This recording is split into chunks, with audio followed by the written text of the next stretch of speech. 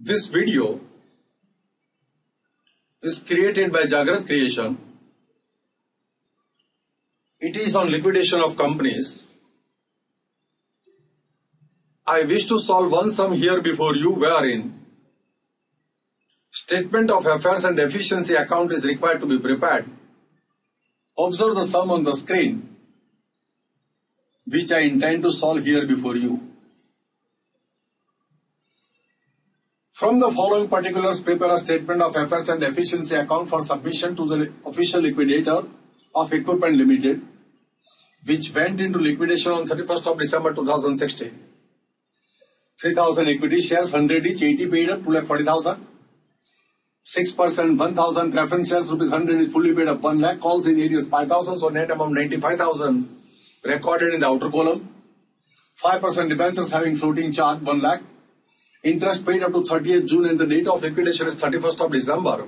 So 6 months interest is unpaid. So we are required to pay 6 months interest. The liquidator has to pay 6 months interest to the debenture holders. Mortgage loan on land and building 80,000. Trade creditors outstanding wages. Secretary salary at the rate of rupees 500 per month 3,000. Managing director salary 1,500 6,000. Land and building estimated to realize 1,30,000, book value 1,20,000, so there is a gain of 10,000, likely gain of 10,000. Plant 1,30,000, 2 lakh, there is a likely loss of 70,000. In statement of affairs, the liquidator reports what the state of affairs are there.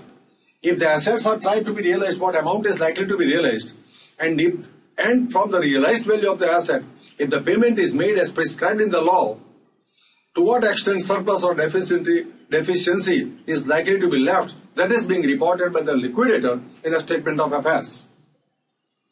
Patents, stock 74,000, 87,000. There is a loss in realized value for stock. Investment in the hands of bank for an overdraft of 1,90,000. So bank overdraft liability is 1,90,000. We have pledged investments. Its realizable value 1,70,000. So bank overdraft liability 1,90,000 is more than the realized value of investment 1,70,000. So for 20,000 they are unsecured creditors. And the book value of this investment is 1,80,000 and they estimated to realize 1,70,000.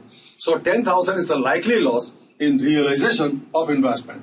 Book date 60,000, 90,000. So there is a 30,000 likely loss when you try to realize the debtors. On 31st of December 2019, the balance sheet of the company showed a general reserve of 40,000, accompanied by a debit balance of 25,000 in profit and loss account. No, very important point. Date of liquidation 31st of December 2016. Here you are given the 31st of December 2011 details, means 1st of January 2012 details. This detail shows that there was a reserve of 40,000 and there was a debit balance of profit and loss account 25,000 as on 31st of December 2012. When liquidator prepares a statement of affairs and surplus or deficiency is reported, the reasons for deficiency are to be explained by a liquidator in a deficiency account, taking into account a period minimum 3 years. So if liquidator has a choice whether to report reasons for deficiency by taking the financial data for 3 years, 4 years, 5 years, that is his choice. But he can't have a choice to keep the financial information for less than 3 years. Here 2011, so 2012 and 2016, liquidator has made a choice to report the deficiency reasons by taking the financial data for a period more than 3 years. And that's why this is given to you that on 31st of December, reserves are 40,000 and profit and loss account debit balance 25,000. So there is a net reserve of 15,000. Net reserve of 15,000 implies that excess of assets over liabilities and capital. Excess of assets over liabilities and capital amounts to 15,000. That we are required to report in deficiency account. So this is the reserve balance, excess of assets minus liabilities and capital, with which we start to explain the reasons for deficiency or the causes the reasons because of which the deficiency has arisen and the reasons that eliminates the deficiency that is being reported in deficiency account as per list H. We are going to consider that in detail while solving the sum. In 2012, company made a profit of 40,000 and declared 10% dividend. Now, when you pay equity dividend, you have to pay preference share dividend in priority.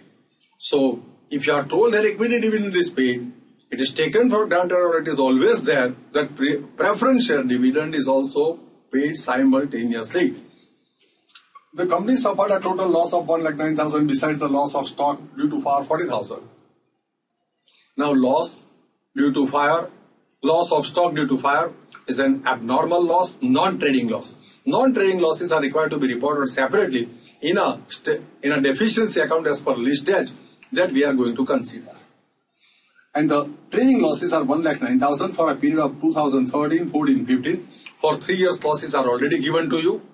And for 2016, the accounts were not made. So from this information, we are required to prepare a trial balance to find out the loss that has arisen in the year 2016. Now see, 2016 is a date of liquidation for which the statement of affairs is required to be filed. Here you are given the excess of assets over liability as on 1st of January 2012. In 2012, there is a profit. From that profit, dividend is declared. In 2013, 14, 15, loss has occurred. So, 3 years loss, 1 year profit, 4 years, and the current year is 2016. So, liquidator has considered 5 years financial data for the purpose of explaining deficiency. That's an important point to be noticed by the students. Now, no accounts are made for 2016, so I will prepare trial balance and find out the loss for the year 2016. The cost of winding up expected to be 15,000. This liquidation expenses or liquidator's remuneration or cost of winding up is not being taken care of while preparing the statement of affairs because it is prepared on the basis of estimates only. Now, let me start with preparation of reserves and surplus account from these details. So, these details will give me the losses, accumulated losses till the beginning of 2016. So, up to 2016, what are the accumulated reserves and surplus? That I will find out by preparing one separate account. Then I will prepare trial balance. In that trial balance, I will try to find out the loss for 2016. After that, I shall start preparation of statement of affairs and deficiency account. Now, let me start with preparation of reserves and surplus account. Look at it. Reserves and surplus account. On 31st of December 2011, the balance of company showed a general reserve 40,000. So, general reserve appears on the credit side. 31st of December 2011. There is a debit balance of profit and loss account 25,000 that I write on the debit side. In 2012, there is a profit of 40,000 that I write on the credit side. From that, dividend has been paid at the rate of 10% on equity. So, 2,40,000 into 10%, 24,000 is the equity dividend. And as I told to you, that you have to pay preferential dividend when you pay the equity dividend. And I am going to pay preferential dividend on 95,000. So, on 95,000, dividend paid at the rate of 6%. So, this is a preferential dividend paid 5,700 out of the profit of 40,000. So, in this time span of 5 years, if in any year profit has occurred, that is required to be reported in deficiency account. If any dividend has been paid out of such profit, that is also required to be reported in deficiency account. They are the reasons which explains the occurrence of deficiency as arrived at by preparing statement of affairs. Now, dividend is paid. Now, there is an accumulated loss for 9,000 for 3 years, 14, 15, 16. There is a non-trading loss, 40,000. Now, if you tally this reserves and surplus account total of debit side, 2,03,700, 2,03,700 is written over here. 40 and 40, 80,000 is deducted, so you will get the balance of reserves and surplus as on 31st of December 2015. That is a missing figure that works out to be 1,23,300. This is how the reserves and surplus balance as on 31st of December 2015 is found out. So, there is a accumulated reserves for in a period of 4 years. And that will be reported in the trial balance that I am going to prepare. And after that, whatever the difference in trial balance occurs, that is the loss of 2016. Now, after preparing this, let me start preparation of trial balance. Look at it.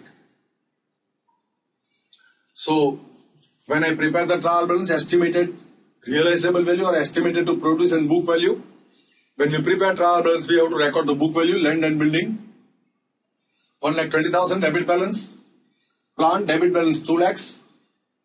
Then comes tools, 20,000. Then comes patents, stock. Then investments, 1,80,000. Then comes debtors. Remember, I am supposed to write down these bank overdraft and credit balances. So this is how this information, from this information, whatever the book values of assets and liabilities were available, they are reported in my trial balance. Next. Equity share capital credit balance, preference share capital credit balance, debenture liability credit balance, mortgage loan, on debenture, 6 months interest is to be paid. So 1 lakh into 5% into 6 months, 2,500. So this interest is calculated for 6 months, remember.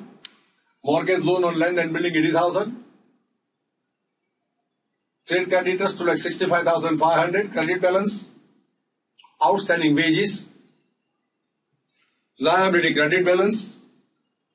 Secretary's salary. Managing director's salary. This is how all information is being recorded. Assets hold debit balance. Capital and liability holds credit balance. They are reported in this trial balance. Now I am required to write down the balance of reserves and surplus at the beginning of the year. That is on 1/1/2016. So 31st of December 2015 means 1/1/2016. This is the balance of profit and loss account. Debit balance 1,23,700 as on 1/1/2016. Now have a total of debit column, have a total of credit column, and find the difference between the two. That will give you here 10,02,000. I write 10,02,000 over here. From that 8,70,700 is deducted. So there is a loss for the year 2016. 1,31,300 is a loss. So after preparing trial balance in this fashion, now we can prepare statement of affairs and deficiency account. Let us start. So in statement of affairs, list A, assets not pledged. Here the realizable values to be reported, and the difference between book value and realizable value are identified as reasons for deficiency or surplus, and they will be reported in list as deficiency account. Then list B, assets specifically pledged. Now, if the value of asset is more than liability surplus, is available to the liquidator for distribution to the preferential creditors, unsecured creditors, etc. But if the asset value is short than the liability to which the asset has been pledged, the unpaid liability is treated as unsecured creditor, and that will be reported in the list of unsecured creditor. Now, this is how list B is going to be prepared. Now, estimation of total assets available for preferential creditors and debentures that we will work out. Now, summary of gross assets. What is gross assets? The realizable value of all assets, including the realizable value of the assets that has been pledged, is known as gross assets.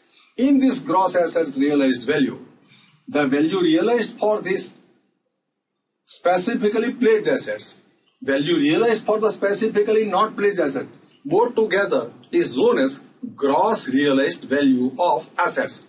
So, gross realized value of asset means the realized value of assets not pledged in list A and the realizable value as per list B for the assets that has been pledged, both together is known as gross realized value of asset. From this gross realized value of asset, here I am going to write down gross liabilities. So gross realizable value of assets minus gross liabilities, you will get the deficit. Same way, if you start making payment from the estimated realizable value available to the liquidator for payment to preferential creditors, unsecured creditors, in this column also, you will get the deficiency. I'll explain in detail while solving the sum. Now, estimated total assets available for preferential creditors, debenture holders, bank overdraft, unsecured creditors brought forward. From that, you are required to pay next preferential creditors as per list C. Debenture holders with floating charge are required to be paid as per list D. Unsecured creditors as per list E. Issued and called up capital, equity and preference we are going to work out. Here we shall work out the deficiency that has occurred while making chronological payment. Now this deficiency is required to be explained. For that, this deficiency explanation will be done as per list H. Now let us start. Now, land and building, estimated realizable value 1,30,000. Mortgage loan on land and building 80,000. Realizable value of asset is more than the liability, so it's fully secured. So out of this 1,30,000 payment of 80,000 will be made. The balance will be available to the liquidator for making subsequent payments. So let me write down land and building, realizable value. Creditors' dues are 80,000. 130 minus 80, so surplus 50,000. That will go to the outer column because the amount is available to the liquidator for distribution. Now, 170 and 180, there is a likely gain of 10,000 that will be reported in deficiency account list A. List A, this is the pro forma for deficiency account.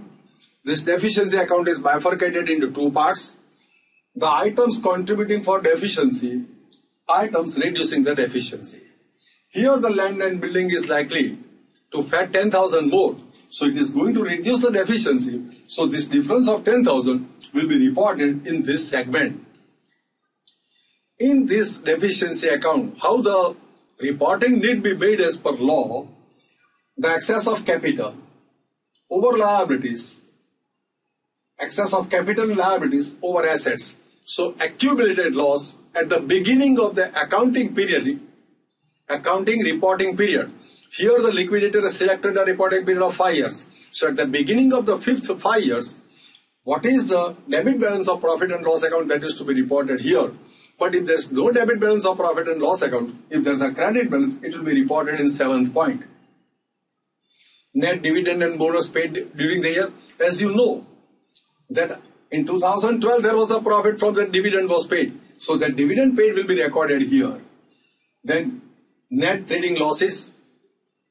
We have already found out the trading loss for the 2016 and the accumulated trading loss for the previous 4 years. That is also we have worked out in reserves and surplus account.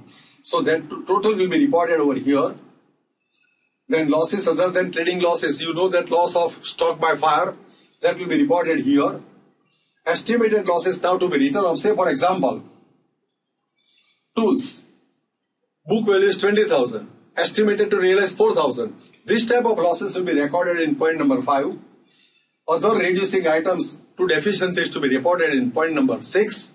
Point number 7 is opposite to point number 1. If there is an accumulated losses, it will be reported here. If there is accumulated reserve, it will be reported here. You know that in our sum, the general reserve at the beginning was 40,000 and debit balance of profit and loss account 25,000. So there was an excess of assets over capital and liabilities that will be reported in point number 7. Net trading profits. The profits and incomes other than trading profits. So this 10,000 is a gain that will be reported here in point number 9.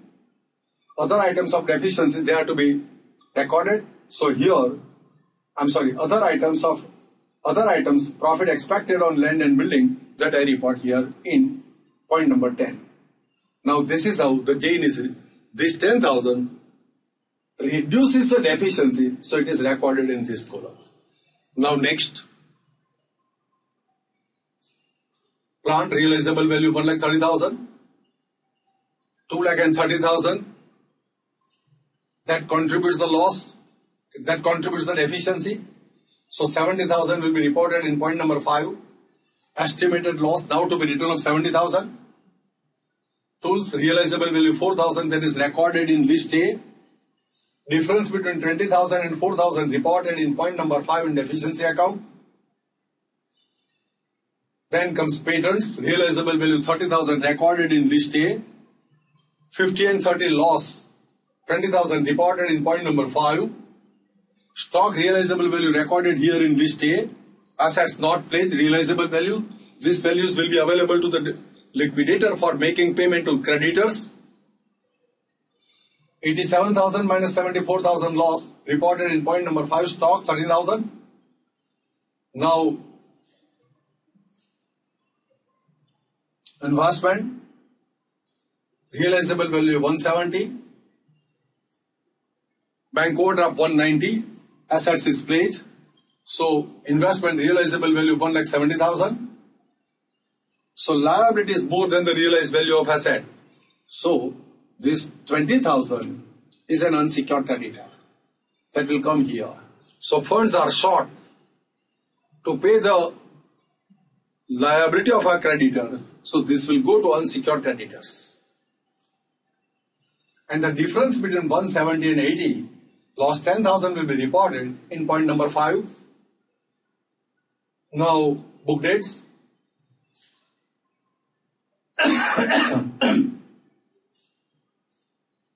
Realizable value 60,000 and book value 90, 30,000 loss.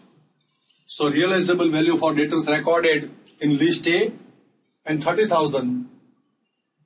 Here, point number 5, reason that explains the occurrence of deficiency. So, this is how these assets are considered. Now, this equity share capital and preference share capital will be recorded in a hierarchy of payment last. So, let me remove this. Now, this is the gross realizable value of assets pledged. This 20,000 is an unsecured creditor that will go to list E. Now, after this, let me continue with this. Equity share capital 2,40,000 to be paid last with preference share capital 1 lakh. Now 1 lakh is the preference share capital. Calls in years 5,000 are likely to be realized, so that will be recorded in amount to be realized by the liquidator for distribution to the unsecured creditors. Then debentures are to be paid with interest. So this is the assets pledged, not pledged, realized 3,03,000. So this 3,03,000 will be recorded here. So you will get the gross realized value of assets. So gross realized value of asset is 6,03,000. Out of that 3,53,000 is available to the liquidator for distribution. So this is the net amount available to the liquidator for distribution. That will go here. Now 190 plus 80, 2,50,000 gross liabilities are paid. 3,53,000 will go here. Now, after this, debenture holders are to be paid. Preferential creditors are to be paid. So, next is debentures in sequence. 6 months interest is to be worked out. As you know, 2,500. So, total amount to be paid to debenture holders is 1,02,500. Gross also 1,02,500. Net is also 1,02,500. Mortgage, land and building is already done. Trade creditors will go to unsecured creditors. Then, owing for wages, you are not given the details of number of employees and for how many months it is being outstanding. So we consider this owing to wages as a preferential creditor. 20,000 is treated as preferential creditor. Now secretary's salary 3,000. Now 3,000 is the outstanding amount for 6 months because at the rate of 500 per month. All wages and salaries, including wages payable to the piece workers, salary and wholly and partly commission of the employee due to a period not exceeding 4 months within the 12 months next before the commencement of winding up, provided that the amount payable to the claimant will not exceed 20,000. So preferential creditors are to be decided on the basis of 4 months wages outstanding within 12 months before the commencement of winding up or rupees 20,000, whichever is less. So here 3,000 divided by, let me prepare a note, 3,000 divided by 500 per month. So this amount is outstanding for 6 months. Here the restriction is for 4 months. So 4 months into 500, 2,000 or rupees 20,000. whichever is less. So 2000 is less, that is preferential, and 3000 minus 2000, 1000 is unsecured. Manager salary, unsecured. So total preferential creditors are 22,000.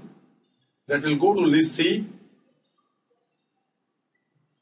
7,000 unsecured creditors will go to list D. This is how all these liabilities are considered. So 23 plus 6, 29, and 22 plus 7, 29. This is how it has been accounted for. 7,000 go to unsecured creditors, 20,000 go to preferential creditors. Now, this is the gross liability, this is the net liability. Now, let me start making payment. 3,53,000 minus 22,000. So, balance available for debenture holders and unsecured creditors. So, 3,53,000 minus 22,000. How much funds are available for this debenture holders and unsecured creditors? That works out to be 3,13,000.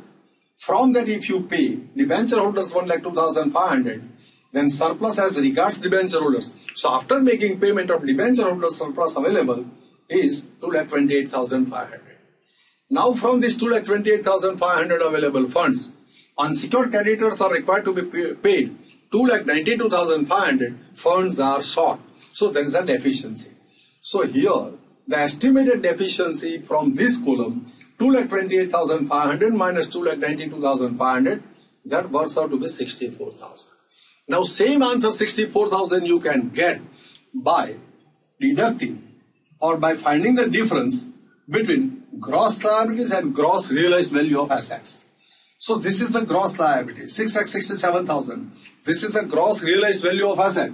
So, difference between gross liability minus gross asset, you will get the deficiency. So, same thing.